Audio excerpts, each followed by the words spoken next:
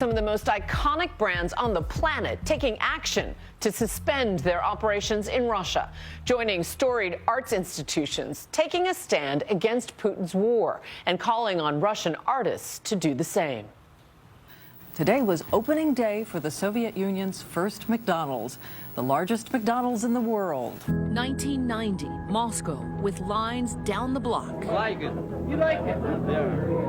Russians racing to embrace this iconic symbol, an index for democracy, a sign the Cold War had ended.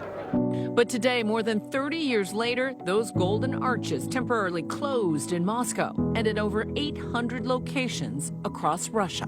The company, one of many corporate giants from Starbucks to Coca-Cola to American Express, boycotting Russia, drawing a line in the sand after the country's invasion of Ukraine almost 2 weeks ago. There's economic reasons for this. It is not an easy economy to be based in right now, but it's also politically expedient. People in general in America are on the side of these businesses pulling out of Russia. Thousands continuing to evacuate today under fragile and temporary ceasefires. But it's been an imperfect peace that ended at nightfall. In Sumy, by the Russian border, the Red Cross helping to get people out as tanks can be seen firing nearby and video posted online. Before the ceasefire came into effect, 21 people, including 2 children, were killed in the city overnight when a residential area was shelled. Some convoys were able to leave frontline towns, but evacuations in some other major cities failed because of the fighting. Another urgent plea for support today from Ukrainian President Volodymyr Zelensky. Addressing the British Parliament, he invoked Winston Churchill, saying we will fight in the forests, the fields, the shores, and in the streets. President Biden taking direct aim at Russia's economy, announcing today the U.S. will ban Russian oil and energy imports. Americans have rallied to support the Ukrainian people and made it clear we will not be part of subsidizing Putin's war. Banning Russian oil is the most significant financial weapon the United States has against Putin. Russia makes its money on energy. By cutting them off, we're doing away with a significant portion of their revenue. But there will be cost as well here in the United States. I said I would level with the American people from the beginning. And when I first spoke to this, I said defending freedom is going to cost. All this a cost some companies are willing to bear amid growing pressure to take a stand against the war. Entertainment companies, Disney and Warner Brothers, halting releases in Russia. UPS and FedEx halting all shipments to Russia. And Netflix, TikTok, and Facebook cutting off services to the country. Airbnb has also stopped operating in Russia and Belarus, but in Ukraine, it's open for business. Lucy DeWitt, who lives in Kansas, rented an apartment in Kyiv for tonight, but she never intended to check in.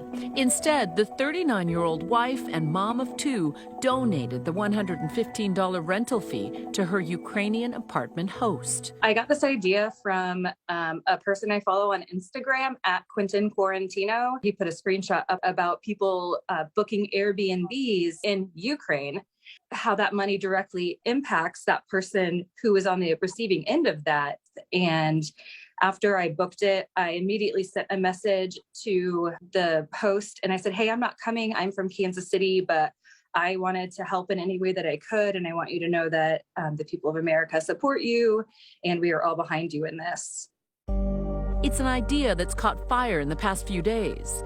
Airbnb CEO and co-founder tweeting, in 48 hours, 61,406 nights have been booked in Ukraine. That's $1.9 million going to hosts in need. Such a cool idea from our community. Thank you.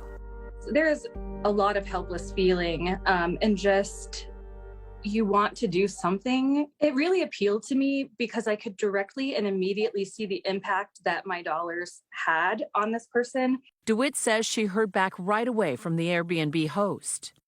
I cannot say with words how grateful I am for these acts of solidarity with us. Some people ask questions about how we operate under the circumstances. We did not stop our attempts to run the apartments. We lowered the rates and raised the cleaning fees to reflect the growing risks for our cleaning lady as she has to reach the apartments located in the center of the city from her home on the outskirts. It gives me goosebumps and I I'm really glad that I could do that for someone. It really is up to the business community to step up and play a part to help. The company also funding short-term housing for Ukrainian refugees in partnership with nonprofit organizations. Anybody who has a home in the surrounding countries, we're doing everything we can to use our infrastructure to help, but we need more hosts. Airbnb recommends examining listings carefully and reading reviews to ensure that the host is legitimate. DeWitt's host says his cleaning lady has stayed behind in Kyiv while he has fled with his family. I really hope that I can go and visit him someday and stay in the apartment that I am renting currently. I think it would be a great full circle situation. And here at home, the arts community making statements, big and small. The Metropolitan Opera in New York City opening last week with the Ukrainian national anthem. And going a step further, the Opera House announcing it would no longer engage with those who've expressed support for Putin. Peter Gelb is the general manager. What made you decide to draw this line in the sand? It was a hard decision because we lost one of the greatest singers of all time in Anna Netrebko, but it was a clear decision and one that I didn't really have to hesitate to make. The Opera House announcing the star Russian soprano Anna Netrebko would be withdrawing from her performances after refusing to denounce her alleged support for the Russian president. Anna Netrebko was quoted as saying that forcing artists to voice their political opinions and to denounce their homeland is not right. How would you respond to that?